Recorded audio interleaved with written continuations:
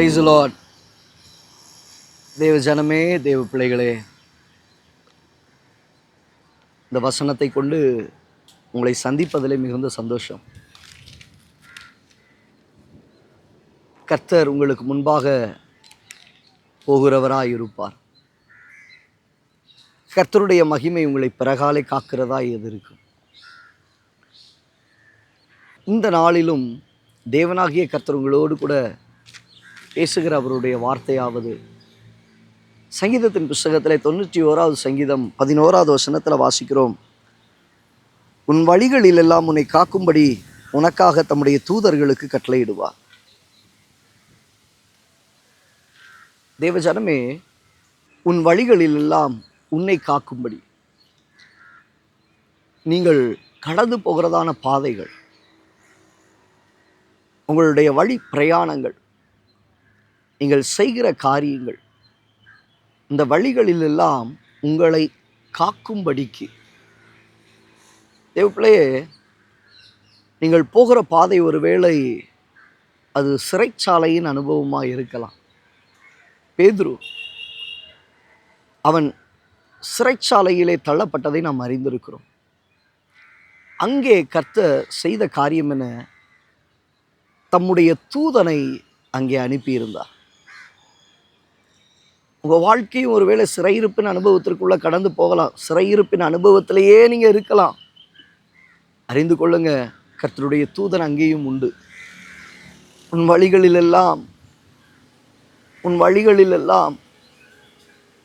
நீ நித்திரை பண்ணி கொண்டிருக்கும் பொழுதும் உன்னை தட்டி எழுப்புகிற ஒரு தூதன் அங்கே உண்டு.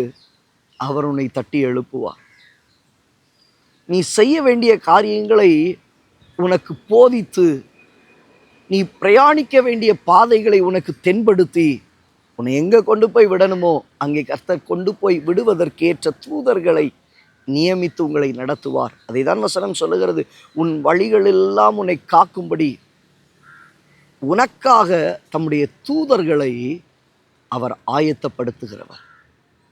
தம்முடைய தூதர்களை அவர் ஏற்படுத்துகிறவர். தம்முடைய தூதர்களை அவர் அனுப்புகிறவர். என் தேவ பிள்ளையே, தேவஜனமே, உன் காரியங்கள் வாய்க்கும்படியாக, உங்கள் காரியங்கள் கைகூடி வரும்படியாக, அவைகள் எல்லாம் நிறைவேற்றப்படத்தக்க விதமாய் காணப்படும்படியாக தேவன் தூதனை ஆயத்தப்படுத்தி அவர் அனுப்புகிறார். நீங்கள் செய்கிற காரியங்களை கர்த்தர் வாய்க்கும்படி செய்வார். அவைகளை அனுகூலப்படுத்தி கர்த்தர் நடத்துவார். அனுக்கிரகத்தை காணும்படி கர்த்தர் செய்வார். ஒரு சிறைச்சாலையின் அனுபவத்தில் இருந்த பேதுரு, அவன் எங்கே போய் நிற்கணுமோ அவனை கொண்டு போய் விட்டு அனுப்பி அந்த இடத்துல இருந்து தூதன் மறைந்து போய்விட்டார். அவர் வேலையை கரெக்டாக அவர் செஞ்சிட்டார். தேவன் கொடுத்த வேலையை செய்து முடித்து கடந்து போன தூதன். இன்றைக்கி உங்கள் வாழ்க்கையில் அனுப்பப்படுகிற தூதன் உங்களுக்கான வேலையை கர்த்தர் ஆயத்தப்படுத்தி வச்சிருந்தார். அதை செய்து விட்டு அவன் கடந்து போய் விடுவான். கர்த்தர் உங்களை வெளியே கொண்டு வருவார். சிறை அழுப்பின் அனுபவத்திலிருந்து, சிறைச்சாலையின் அனுபவத்திலிருந்து, உங்கள் தூக்கத்திலிருந்து, படுக்கையிலிருந்து கர்த்தர் உங்களை தட்டி எழுப்பி நடக்க வைப்பார், எழும்ப வைப்பார். கொண்டு போகப்படுவீர்கள். கர்த்தரால் ஆசீர்வதிக்கப்படுவீர்கள். போய் சேர வேண்டிய ஒரு ஸ்தலம் உண்டு. போய் சேர வேண்டிய ஜெப வீடு உண்டு.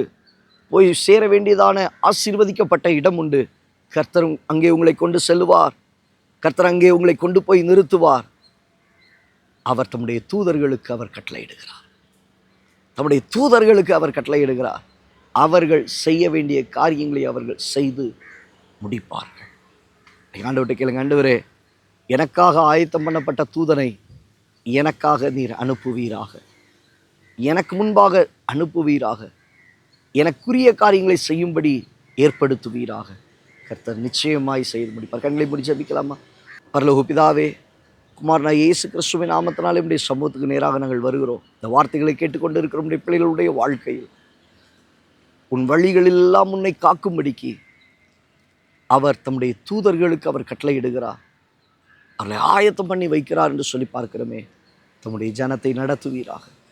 தம்முடைய ஜனத்திற்கு துணையாய் இருப்பீராக. கிருபையாய் பாதுகாப்பீராக. தாழ்த்தி அர்ப்பணிக்கிற பெரிய காரியங்களை செய்யும். இப்போ இயேசுவின் நாமத்தில் பிதாவே. ஆம் தேவ பிள்ளையே, உனக்கான தூதர்கள் உண்டு.